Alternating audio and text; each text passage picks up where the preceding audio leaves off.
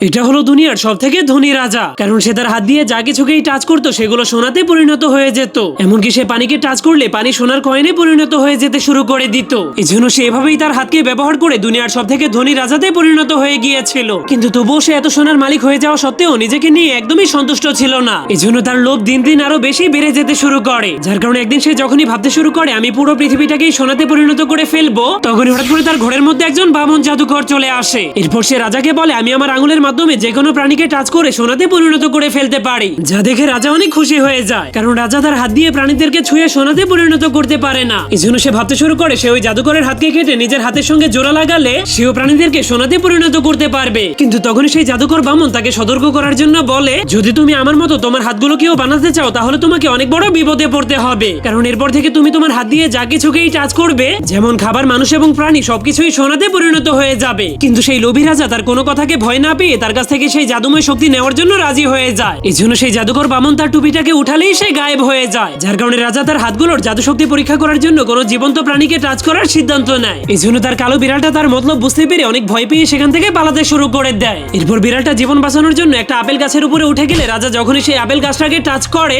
তখন সেই পুরো গাছটার সঙ্গে সঙ্গে তার জীবন্ত বিড়ালটাও সোনাতে পরিণত হয়ে যায়, যা দেখে সে অনেক খুশি হয়ে তার দাঁতগুলোকেও সোনাতে পরিণত করে ফেলার সিদ্ধান্ত নেয়। এরপর সে খাবার খেতে বসলেই তার চেয়ারটাও সোনাতে পরিণত হয়ে যায়। এমনকি সে রুমাল দিয়ে তার মুখ মুছতে গেলেই তার রুমালটাও পাতলা সোনাতে পরিণত হয়ে যায়। কিন্তু এরপর সে যখনই কমলা লেবু খাওয়ার জন্য চামচ দিয়ে রস বের করার চেষ্টা করে তখন সেই রসগুলোও সোনার কয়েনে পরিণত হয়ে যায়। কিন্তু তখন রাজা অনেক ক্ষুধার্ত হয়ে গিয়েছিল, এই জন্য সে জলদি করে পানি খাওয়ার চেষ্টা করলেই তার পানিগুলোও সোনাতে পরিণত হয়ে যায়, যার কারণে সে অনেক মজাদার চিকেন খাওয়ার চেষ্টা করলেও সেই চিকেনটাও সোনাতে পরিণত হয়ে যায়। এই জন্য রাজা আর ক্ষুধা সহ্য করতে না পেরে অনেক রেগে যায়, কারণ সে যেই খাবারগুলোকেই খাওয়ার জন্য টাচ করতো সেই খাবারগুলোই সোনাতে পরিণত হয়ে যেত। এই জন্য সে অনেক ক্লান্ত হয়ে খাবারের টেবিলটাকেই উল্টে দেয়। এরপর সে ক্ষুধার যন্ত্রণা এতটাই পাগল হয়ে গিয়েছিল যে তার চোখের সামনে তারা দেখতে শুরু করে দেয়, যার কারণে সে নিজের ভুল বুঝতে পেরে যখনই আয়নার সামনে দাঁড়ায় তখন সে তার কঙ্কালটাকেও সোনাতে পরিণত হয়ে যেতে দেখে অনেক ভয় পেয়ে যায়। এই জন্য সে সেখান থেকে পালিয়ে তার সিন্ধুকের মধ্যে লুকিয়ে অনেক জোরে জোরে কান্না শুরু করে দেয়। এরপর সে সিদ্ধান্ত নেয় সে নিজেই নিজের এই ভয়ঙ্কর হাতগুলোকে কেটে ফেলবে। তো বন্ধুরা, পরে সেই লোভী রাজার সঙ্গে কি হবে তা দেখতে চাইলে অবশ্যই কমেন্টে পার্ট 2 লিখে দিন।